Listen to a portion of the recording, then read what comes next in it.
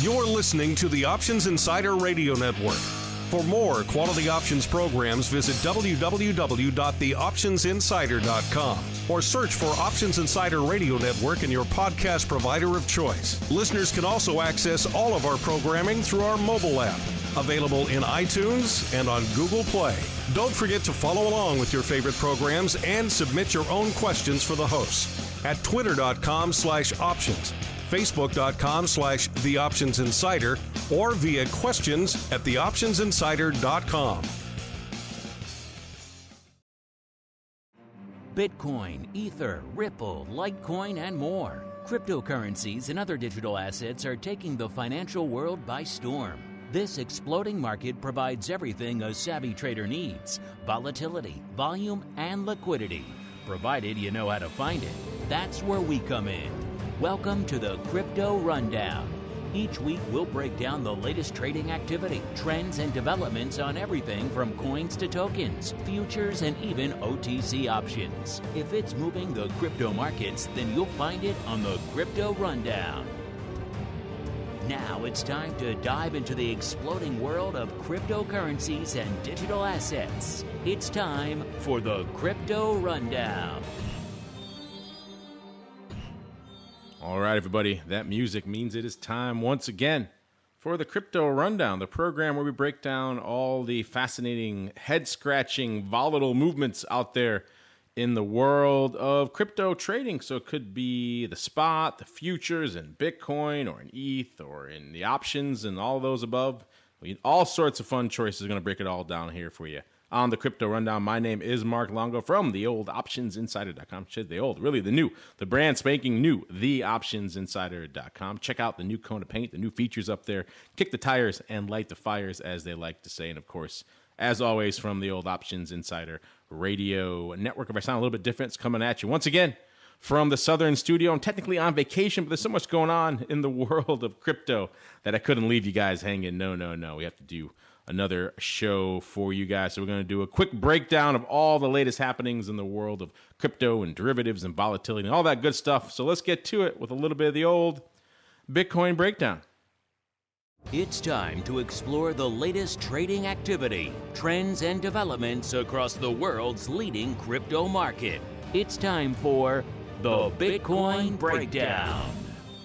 All right, everybody, welcome to the Bitcoin Breakdown. This is the segment where pretty much the name says it all. We break down all the happenings in the world of Bitcoin. Remember on the last show, we were on just the tail end of a whirlwind out there in terms of Bitcoin rallying about 3,000 handles or somewhere in that range, and then coming off yet as almost as aggressively again to the downside. Coming into showtime now, we're off a mere 800 handles from where we were on our last show. Coming to showtime, we were at about 10,217 or so, and we were at about 11,068 on our last show out there. So 800 plus handles out there in terms of downside. But we have seen some interesting swings. You know, we saw it hit pretty much not too long ago what was pretty much a 17-month high of about 13,880. Depends where you look in the futures. I think we're a little bit higher, 13,910, I think. But somewhere in that 13,900 range was pretty much where we saw the high. That was pretty much a 17-month high. And here we are back again now, right back down to the 10,000 level and threatening it.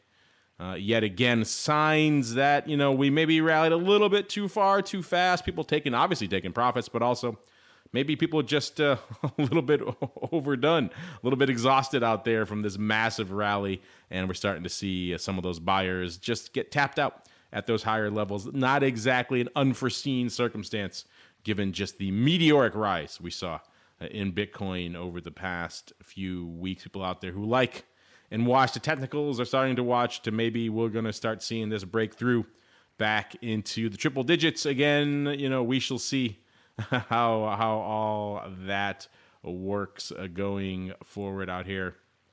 Well, not triple digits, but of course, you know what I mean out here back into the 9,000 realm, in which case that will be interesting. Interesting to see. Of course, people will be writing and hand-wringing, of course, all the negative articles out there. But that's not exactly unheard of given the massive, massive movement. In fact, June another pretty much meteoric month here. We've been talking, from March on, April, May, and now June have been consecutive, just very strong months out there. June opened up at around 85.5 or so, 85.46. Again, depends on where you're looking, on which platform. And ended the month right around 11,000, about 10,995 up to around 11,000, again, depending on where you're looking at that exact timestamp moment, end of the month, but up right around 2,500 handles. So a good month for all things concerned, even though we did have a sell-off towards the end there. We didn't quite end the month threatening 14,000 the way we were a few weeks ago, but still, yet another winning month, the 5th winning month in a row. That's the longest run since late 2017, right around August or so. So, of course, all this movement to the upside, to the downside, to the upside again, now back to the downside, has translated into some realized volatility, as you might imagine, out there. Last show, remember, we were at about a 65, so the realized vol had actually come off a little bit. We've since seen some big movements out there, and the realized vol shooting back up again, not quite to triple digits, but pretty close, back up to 90% out there right now. So 65% a week ago, 90% right now. Again, all this data courtesy of our friends over there at sk3w.cl. They've been on the show before. I encourage you, check them out. Some of the best stats in the business when it comes to crypto, particularly on the derivatives and on the volatility side of the business. Going out here, looking at the volume we've seen over the past week on big platforms like DaPict on the options side. We saw some decent spikes out there. Remember, most of the days we're seeing sub 30 million on a platform like DaPict, but we do see some big spikes. The 26th, we saw about 85.5 million going up, and on the 27th, about 81.5 million. So some decent spikes over the course of the past week. Of course, that coincides with some of the big moving days over the past week, so not exactly a surprise there. Also worthy of note, we're seeing, remember in the last few shows, we talked about the call to put ratio and how it's been just extravagant to the call side. In fact, it hit a peak. It hit a record of about 73.4%. That was back not too long ago, June 17th here on the show. Last show, it was at about 65.2% this week. It's come off quite a bit. In fact, we're not talking call to put anymore. We're talking put to call because the call to put ratio is 47.4%. So that means puts back in the driver's seat, over 52% of the OI right now out there.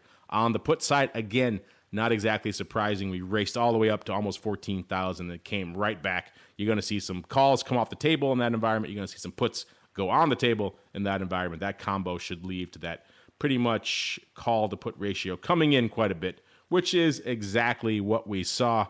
In terms of open interest, again, out there on DaPict, it was at a record last week of about 635 million. A lot of that has come off the table. A lot of that has also been closed. A lot of it is very short duration out here in the crypto space. We see a lot of action in near duration contracts, and a lot of that came off, and a lot of it has been closed. So we're at to about 403 million as of today. So quite a bit coming off the table from an options open interest perspective. Again, not entirely unforeseen, given the fact that we saw such massive movements. You're going to see people closing things out. Positions are going to go off the table as well. So not quite at record levels, but if we continue walking and rolling, maybe if we break through 10,000 to the downside again, then we might see a lot of new establishing positions out there in the Bitcoin options. Let's move over to the futures here, see what's going on in Bitcoin futures. Another active day out there. The futures off over 2,100 handles out there at CME. Coming to showtime, they were at around 10,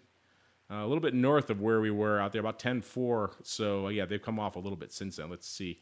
Let's get the most recent quote just to make sure. That brings up an interesting point we're going to get to in a second, too, about the price differentials on some of these venues out here. Coming into right now, partway through the show, we're seeing the futures over there at CME about 10.255. Again, off about 2,300 handles today. So big moves here in the CME Bitcoin futures. The volume surprisingly light, actually, given that amount of movement in the underlying. Not quite 10,000 contracts in that front month July contract, and about 300 in each of the other months. So you're talking not quite 10,000 total. 92 half or so in the front month, and 300 and 366. So not a ton going on out there. You think a day like today, if it had been maybe a few weeks ago, before we'd seen such other big movements, we would see probably 20 odd, maybe 30,000 contracts going up today. Now we've seen a few big 1,000+ point swings in Bitcoin over the past couple of weeks. So the third one, fourth one, maybe it isn't as much of a market mover. Clearly, it's not a big volume driver out there today. Still an active day, but not quite the blow your doors off kind of day they've seen of late. Of course, speaking of the volume they've been seeing out there, over there in the CME Bitcoin Futures, they reached a record last week on the 26th, 1.7 billion in notional value trading. They're kind of getting with the crowd, getting with the program over there in crypto land. Everyone likes to quote things in notional. So CME doing the same thing, not talking contracts, talking notional, with about 1.7 billion in notional. That beats the previous record by over 30%, by over a third. So big move out there in terms of notional value changing hands. I don't here have the previous notional value record, but a big volume. And let's see here. Yeah, about 26,000 contracts going up on the 26th. So a pretty active day out there. We talked about those price differentials. Let's get into that a little bit. Interesting pieces out there in a couple different places, including, I believe, CoinDesk breaking down what they term, a lot of people term out there, the Kimchi premium, the price differential between some Western venues and some overseas venues, particularly in and around Korea and Asia. And we're starting to see that Kimchi premium come into effect. We saw it up to over $1,000 at one point on Sunday, about $1,050. That's the widest it's been since back in February of last year, actually. So that's extremely wide. It has since come in. That was kind of maybe a bit of an aberrant print, but still very wide. Coming into Showtime, it was much less, about half that, about 520. But still, a substantial premium to be trading over there on these Korean exchanges in particular. So worth noting, again, when we talk about prices, it depends on the venue we're looking at that exact moment. So there's going to be a little bit of a price discrepancy between one of the big venues, let's say a Kraken or Coinbase versus the CME future versus what's going on over there on DaPict and BitMEX and everything else. There's a lot of different prices, which makes it attractive. Quite frankly, it did a lot of the pros in this space to see a lot of ARB opportunities, gets people a little bit excited. And I think we're seeing that again. I don't know. This Kimchi premium has already come in pretty much by about 50%. So I don't expect it to be around for too much longer, but still fascinating to see that in this modern era where prices are arbed in the millisecond time frame, and if anything gets out of whack by even a few fractions of a percent, they are arbed to death instantaneously in things like cash equities and options and futures. And yet here we are in crypto, and these types of price discrepancies can still exist, which is always fascinating to the hardcore old school trader in me. Let's keep on rolling now into what's going on in the rest of the crypto landscape. It's time to dive on into the altcoin universe. It's time to move beyond Bitcoin and find out what's moving the rest of the crypto marketplace. It's time to boldly venture into the altcoin universe. All right, everybody, welcome to the altcoin universe. This is indeed the portion of the program where we break down what's going on the other side of the fence in the altcoin realm. Spoiler alert, Bitcoin's down. Most of the major altcoin down this week as well. Coming into Showtime again, take these market cap numbers with a big grain of salt. I'm just going to quote them as they are on a place like Market Cap or CoinDesk or anywhere else. But you know these numbers are a wee bit inflated, so take them with a grain of salt. Percentage-wise, I think ranking-wise, those wouldn't change. But the total market cap, probably a bit overstated. That said, Bitcoin coming into Showtime at about 179 billion. Number two, ETH, almost exactly 30 billion, 30.01 billion. The numero trace here, Ripple with about 15.5 billion. Number four, Litecoin, 7.25 billion. And number five, Bitcoin Cash with a little bit north of 7 billion. So Bitcoin Cash and Litecoin both fighting their way back into the top five again. Interesting stuff. Let's move on to see what kind of movements we saw here over the past week. And again, it's kind of been downside all week as people are taking some profits, and it's not hard to blame them given the massive movements we've seen out there. Let's start in our old friend Ripple, aka XRP. We talked for a while. It's been locked. Seems like it's region locked here at that, in that low 30s range. It broke out of it last week, got up to the 40s, out to 46 cents this week.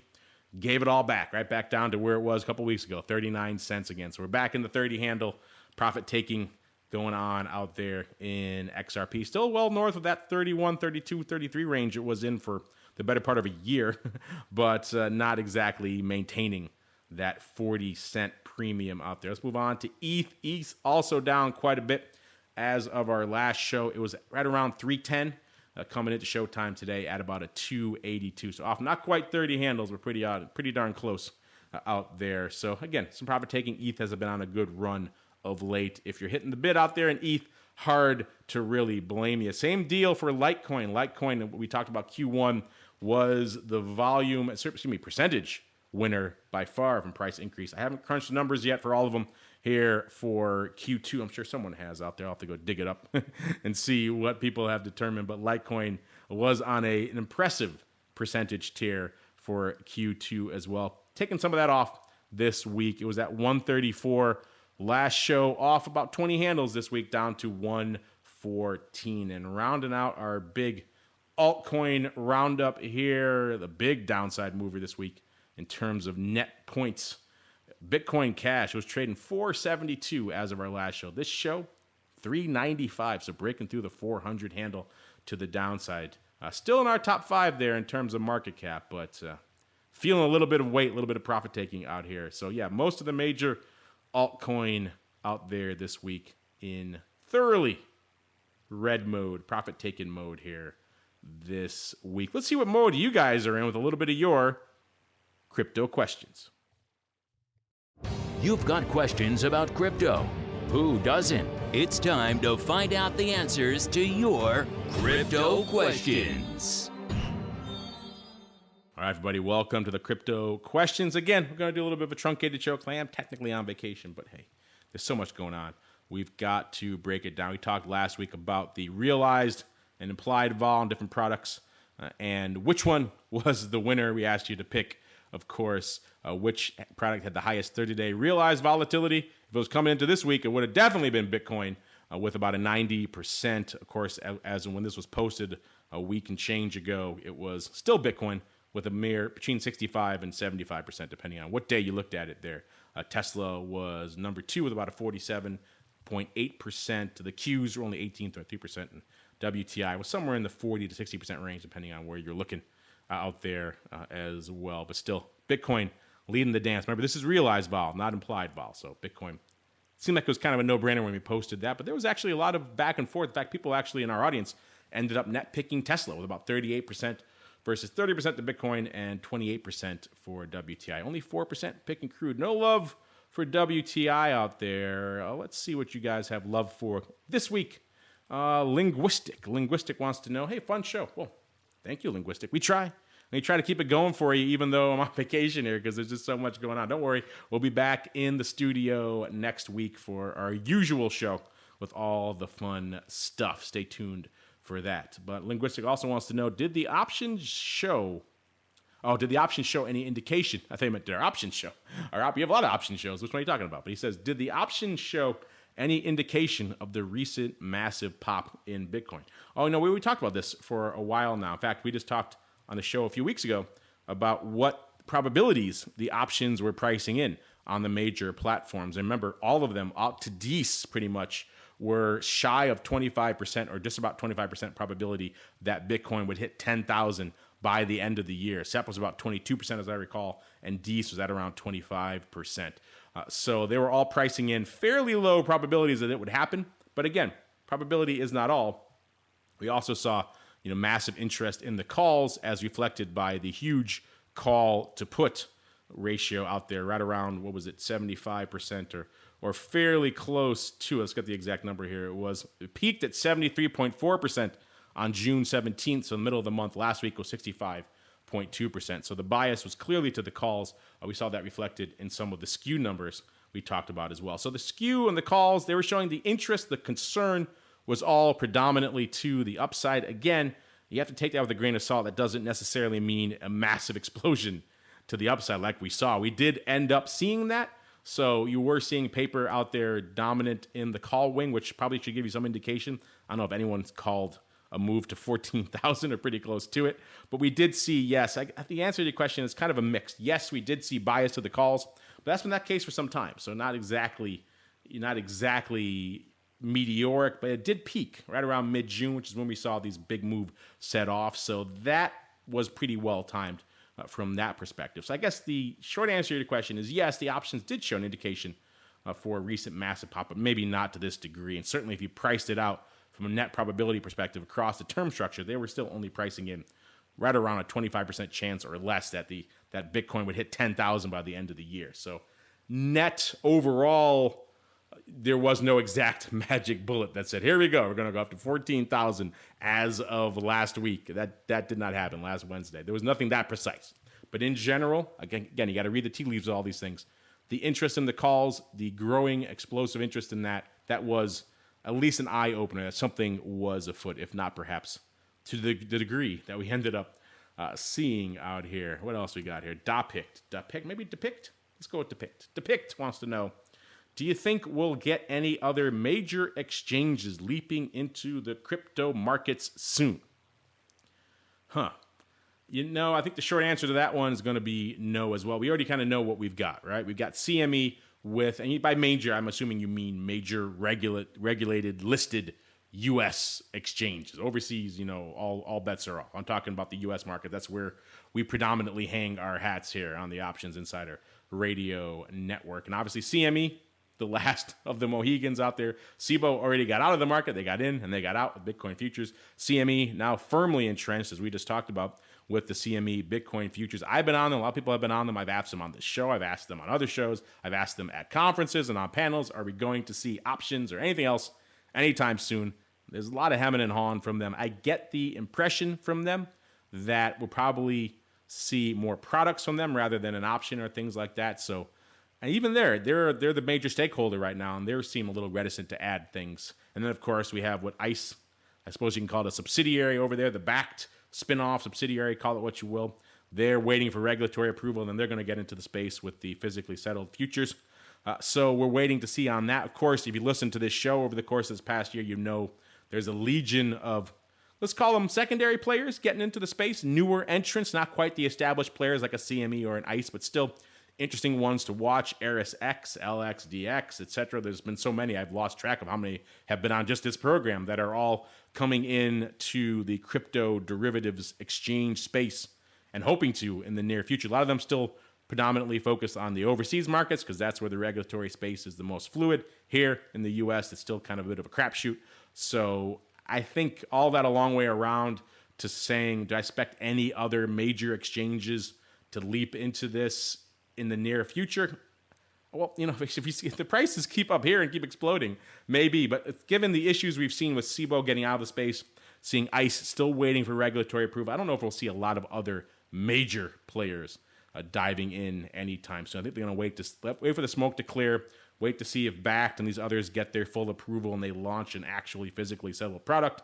And then we'll see I think ErisX wants to go that route as well. So I think they're going to probably play a little bit of a wait and see game before we see other, you don't really say what majors you want, but other majors out there, NASDAQ kind of dipping their toes in it a little bit, but not fully committed to crypto yet. Maybe NASDAQ will dive in. They have other things they're working on right now over there. And, a few others out there. But, yeah, we're waiting and seeing, I think like the rest of you. But I think for the time being, I think people are waiting to see how the regulatory space shapes up here in the U.S. before we get other major players diving into the space that SIBO just left, quite frankly. All right, we've got time here for one more. 33 SOP wants to know, what do Bitcoin options settle into? Well, that kind of depends where you're looking, what platform you're on here. But in general, the lion's share of them tend to settle into cash. That's just easier for everybody. I've just mentioned Backed. They're looking to get into the physically settled space as well as ErisX. They'll be on the futures side first, but then eventually, hopefully, we'll have options on those. Obviously, there are no options on the CME future, so there's nothing to settle into a future there. I wish we had them, but unfortunately, no. So the lion's share are going to be cash settled. On the OTC side and some of these other venues, you could get some other ones. Some places like BitMEX and others do interesting things with perpetuals, and they may indeed have options that settle into those. I'll have to go check to see for sure. Not quite the standard futures contract we're used to here in the listed U.S. Market here. So they may have some options that settle into those, but lion's share, what you're looking at out there, are going to settle into cash. I think a lot of people want that to change in the future. They want things to be physically settled just because it lines up a lot more easily with their portfolios. And that seems to be all the firms, all the exchanges, all the new startups we talked to on this network that are getting into the space are all leaning in that physically settled type category. So I'd imagine that's going to be changing in the near future. So stay tuned, fingers crossed. Love to see, an option on the CME future. That would be great, and others like that. But we got to wait and see.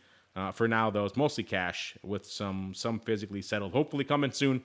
We get the regulatory approvals, and then we can get the ball rolling. Meanwhile, go overseas with your VPN if you want to trade something else outside of our regulatory domain. All right, that's going to do it for your questions. Also going to do it for this episode, this abbreviated episode of the Crypto Rundown. Again, we'll be back in the studio next week to wrap up all this craziness going on and break it all down here in the world of crypto. In the meantime, here in the U.S., enjoy the truncated holiday week, and we'll see you back next week for more of the Crypto Rundown.